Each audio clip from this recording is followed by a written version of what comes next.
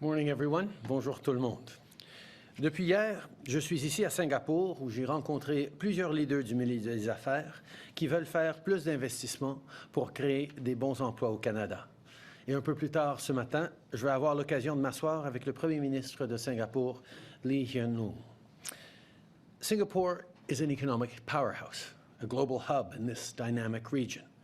It was great to meet with many prominent business leaders to talk about opportunities in Canada and Canadian business interests in the region.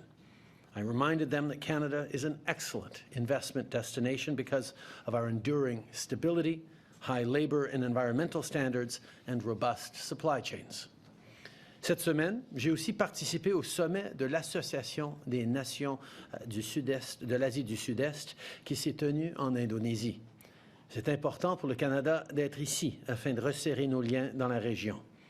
Earlier this week, we were in Jakarta, where we launched the ASEAN-Canada Strategic Partnership. Canada being elevated to a strategic partner means that we'll be able to cooperate even further on a range of things like security and on building a more prosperous future for all of our countries.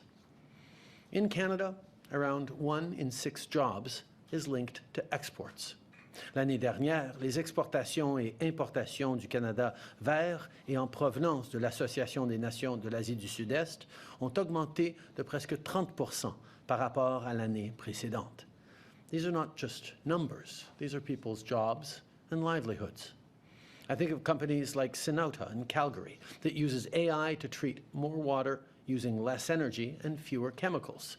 Well, last year, Sinauta announced a partnership with Singapore's National Water Agency to optimize cleaning schedules using machine learning.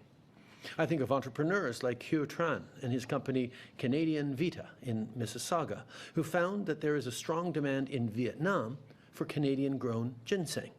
The CPTPP eliminated tariffs from the ginseng Tran exports to Vietnam, and today, Vietnam represents 60% of his company's sales. I want to see more of these success stories, and that's exactly why we're here. On veut voir plus d'entreprises canadiennes réussir ici dans l'Indo-Pacifique. C'est pour ça qu'on va ouvrir un bureau d'exportation et développement Canada à Jakarta. Également à Jakarta, on va nommer un premier représentant au commerce du Canada pour l'Indo-Pacifique. Ici à Singapour, on va établir la porte commerciale canadienne pour la région.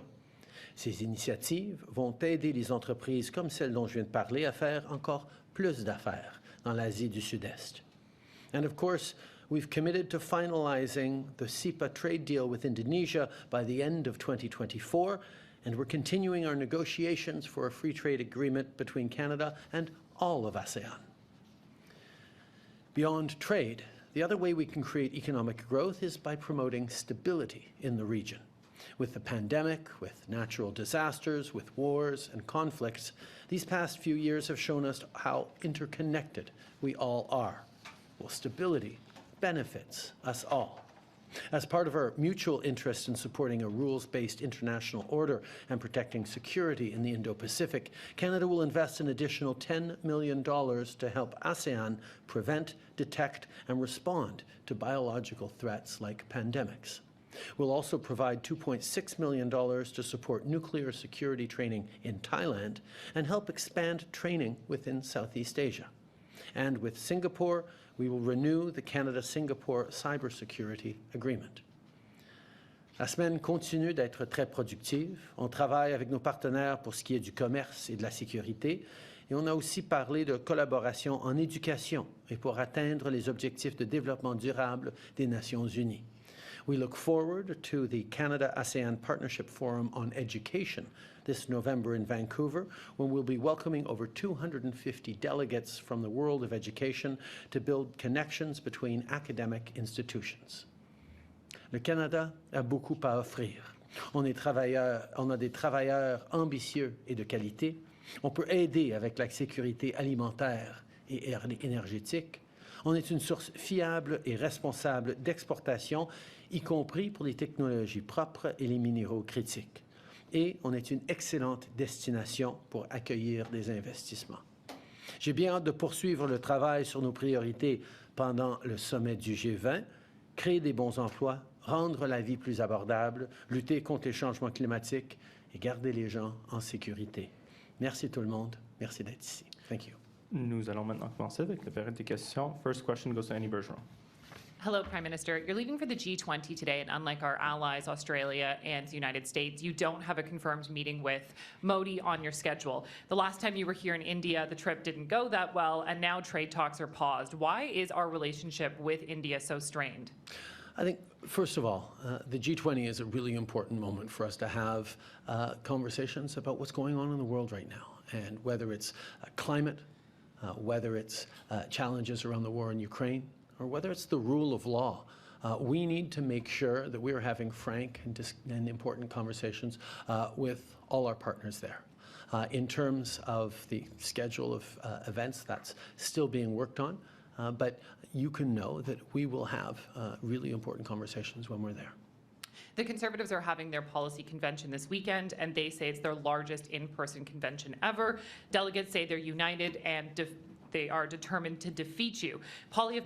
His message appears to be resonating, and he's consistently higher in the polls. Why do you think that your message and your brand does not appear to be connecting as well as it once did? Well, first of all, on domestic politics, we have a lot of ministers on the ground commenting on that in a blow-by-blow.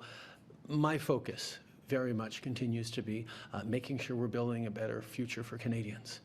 That's what brings us to this region. That's why the success of the Canada-ASEAN partnership, seeing significant more opportunities for Canadian businesses to invest and create growth here in the region, but also drawing in partners who are interested in investing in Canadian success and creating jobs for Canadians is so key.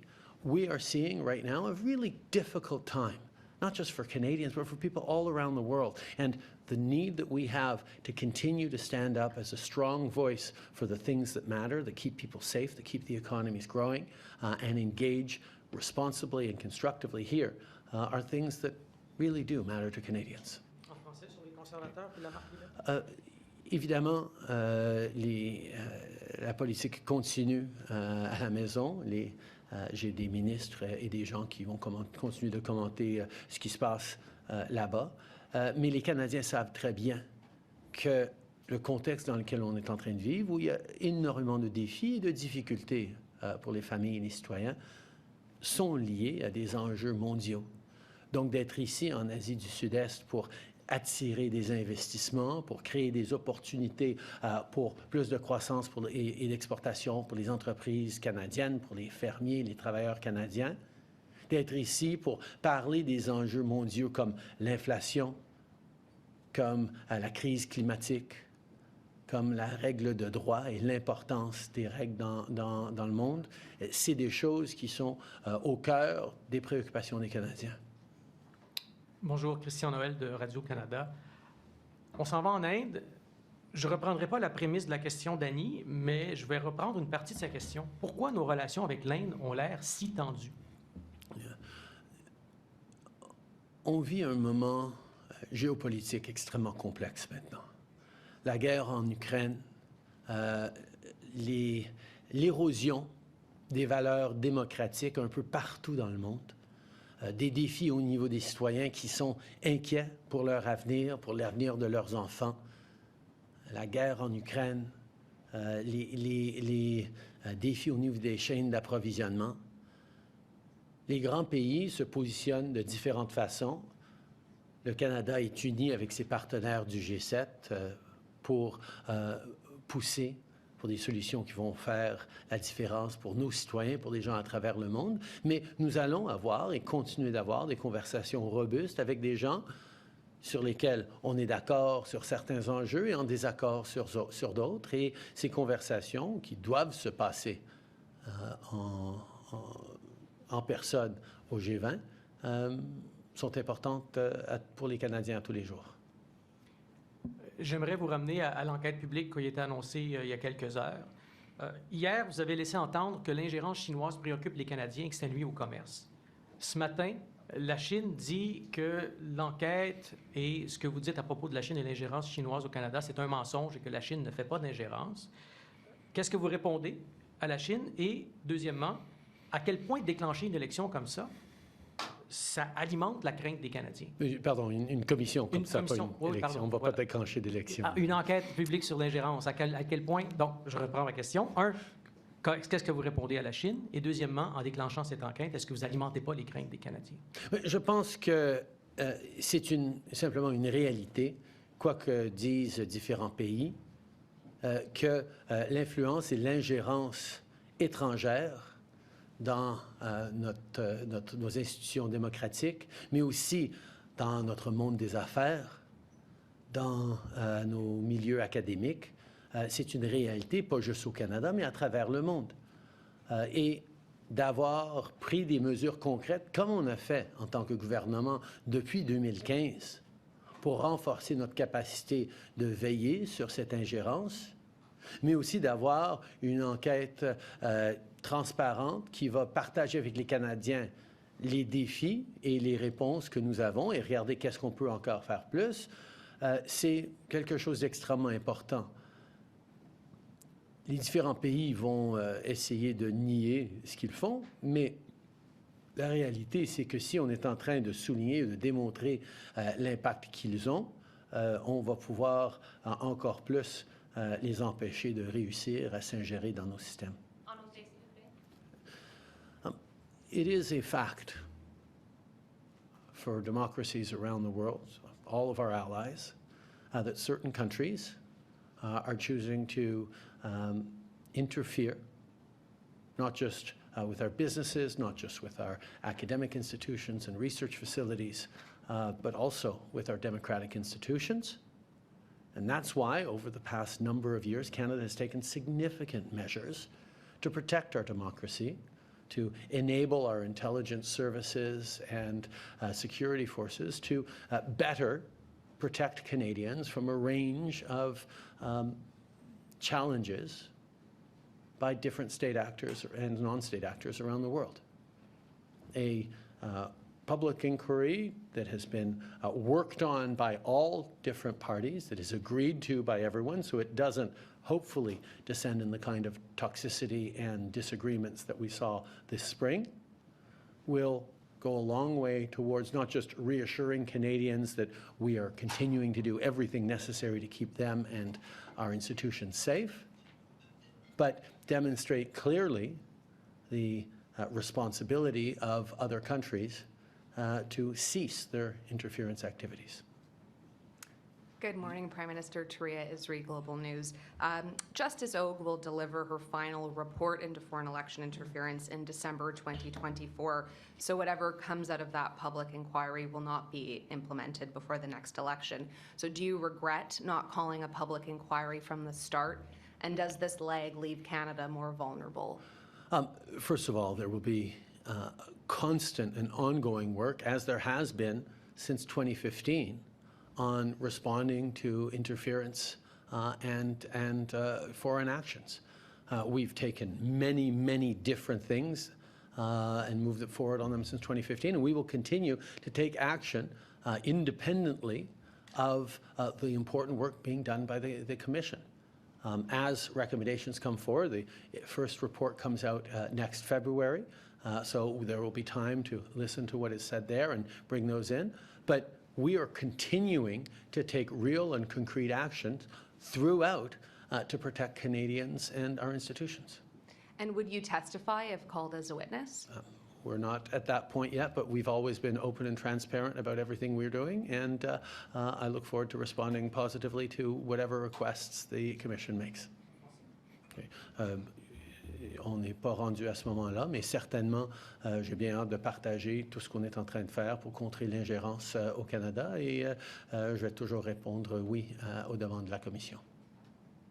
Good morning, Prime Minister. Karina Roman, CBC News. Heading into the G20, we can see that there's Russia's isolation. President Xi's not attending. You've got the expansion of BRICS within the G20. Is the G20 fracturing, and can you tell people whether it's still relevant as a group? The G20 was never a G7. The G7 is a gathering of like-minded countries that share values and are some of the most dominant economies in the world, and we have excellent conversations in which we're all aligned. The G20 was never about sharing values or alignment. It's about a forum, really important forum, largely created by a Canadian and former Prime Minister Paul Martin, for very disparate countries with very different perspectives to come together to talk about how they collectively shape almost the entirety of the global economy. So it's designed to be a place where difficult but frank conversations are had that are necessary for the well-being of people all around the world. So I would actually say in times of challenging geopolitics, a disrupted rule of law, uncertainty around climate change and other issues, it is more important to have these conversations, particularly given the range of different views and perspectives that need to be surfaced and engaged with in a forum like the G20. Speaking of those frank discussions then, would you accept a joint statement out of the G20 that did not have any condemnation of Russia in that joint statement? The usual practice in these kinds of joint statements is to build on what was said last year, or at least repeat what was said last year, if the conditions on the ground hasn't changed. And on Bali, all G20 nations came together to agree on a shared communique that recognized some of the very real challenges going on, given one of the members of the G20, Russia, chose to violate the rule of law and the UN Charter and totally irresponsibly and illegally invade a peaceful neighbor. Now, Russia, of course, wants to see that communique weakened, but we are going to continue to stand strong in support of Ukraine, but also in support of the rules-based order that keeps all of us safe and prosperous around the world. But those negotiations are very much ongoing right now. Good morning, Prime Minister. Evan Dyer, CBC News. You said you would respond positively to any request from Justice Hogue. Just to clarify, does that mean that if you are invited to testify, you will do so?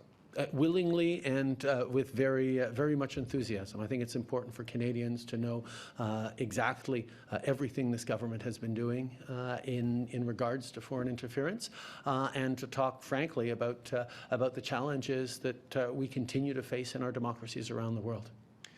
Canada's intelligence agencies have identified India, in addition to China, as a country that's engaged in foreign interference in Canada. And in the last 18 months, there have also been 2 high-profile murders of Sikh militants or former militants in Canada. And some in the Sikh community have pointed the finger at the Indian government. If you do have an opportunity to speak with Prime Minister Modi, can you tell us what you will say about those issues? As always, we will emphasize how important the rule of law is. It is incredibly important that we continue to protect Canadians from any and all types of interference. And one of the things we're focused on in this inquiry is recognizing, yes, China and Russia are responsible for interference, but other countries engage in it as well. And this commission will engage in looking at the broad suite of interference in Canada, and it'll go where the facts bring them. Okay. La règle de droit, le droit international est fondamental et essentiel, et nous nous attendons à ce que tous les pays, que ce soit des adversaires comme la Russie ou des partenaires avec qui on travaille sur certaines choses, où on a des différences sur d'autres choses, respectent nos lois et nos principes. Ça fait partie du travail que va faire la Commission pour souligner que, évidemment, la Russie et la Chine sont en train de s'ingérer, mais il y a d'autres pays aussi qui doivent regarder pour garder le niveau d'ingérence. Hi. Speaking of openness and transparency, why has Canada paused trade talks with India?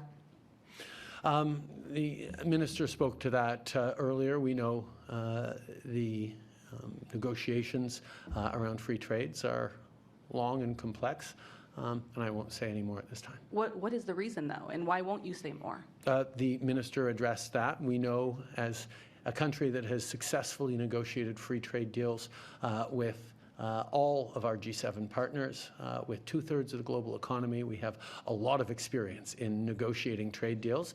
We know that it's a long process, and the minister can speak more to it. And then how did you become convinced that a public inquiry on foreign interference was the right path forward? We chose an extraordinary Canadian of clear integrity to lead the process in the spring on an issue that really mattered to Canadians. And the opposition parties chose to make it a source of partisan attacks, of incredible toxicity that went at the very integrity of a man of unimpeachable integrity. It was a shame to see the level of toxic partisanship on display, particularly around an issue that really matters of foreign interference. That's why, as we were working with the opposition parties this summer, we wanted to make sure that whatever process we moved forward with, because yes, Canadians need to see publicly what this work is being done, whatever process went forward, they would agree to both the person and the terms of reference for that inquiry. Having secured those elements, we're now able to move forward. We have time for... En français. L'ingérence est un enjeu d'importance capitale pour les Canadiens, pour les affaires, pour notre démocratie. Et ça a été extrêmement malheureux que les partis d'opposition, en particulier les conservateurs, ont choisi d'en faire des attaques partisanes toxiques contre un homme, un ancien gouverneur général d'une intégrité irréprochable. Et ça a vraiment empêché le Canada de pouvoir faire le travail important sur l'ingérence et le partager et donner confiance aux Canadiens. C'est pour ça que cet été, le ministre Leblanc a travaillé directement avec ses contreparties pour pouvoir arriver à un consensus accepté par tous les politiciens dans notre pays, pour ne pas en faire une politique toxique et partisane, pour s'assurer qu'ils acceptent et la personne qui va faire le travail et les termes de référence sous lesquels ils vont le faire. Les Canadiens méritent une approche responsable et sérieuse. Malheureusement, les conservateurs n'ont pas voulu offrir ça au printemps. On espère maintenant qu'on va pouvoir avoir une approche sérieuse sur un enjeu extrêmement sérieux. We have time for one more question. We'll take one from local Singapore media. Hi, sir. This is Richa. I'm from CNA. I just wanted to ask, with upgraded ties with ASEAN, there's trade deals as well in the works. So how much of these Canadian efforts are actually in Southeast Asia as a response to tensions with China, be it US-China tensions or Canadian tensions with China? I think one of the things that Canada well knows, it's important to diversify our relationships and our supply chains. We have a tremendous connection and dependence on the United States as our largest neighbor, but we also focus on diversifying around the world to make sure we have more resilient supply chains. That's exactly what we're doing here in Southeast Asia. Yes, China is a significant part of the economy of the region and indeed of the global economy. But there are tremendous opportunities across Southeast Asia to grow, and that's why we've made such significant efforts over these past years to deepen and expand our ties with this exciting and growing region. But everyone around the world, after having focused so much on maximum efficiency of supply chains, learned during the pandemic that we need resiliency. We need diversity within our supply chains, and that has put even more emphasis for Canada of engaging with Southeast Asia, but also for Southeast Asian economies to look to countries like Canada that are maybe not the usual suspects for them to deepen and strengthen the opportunities for their citizens and their communities. This concludes the press conference. Thank you for participating. Merci beaucoup tout le monde.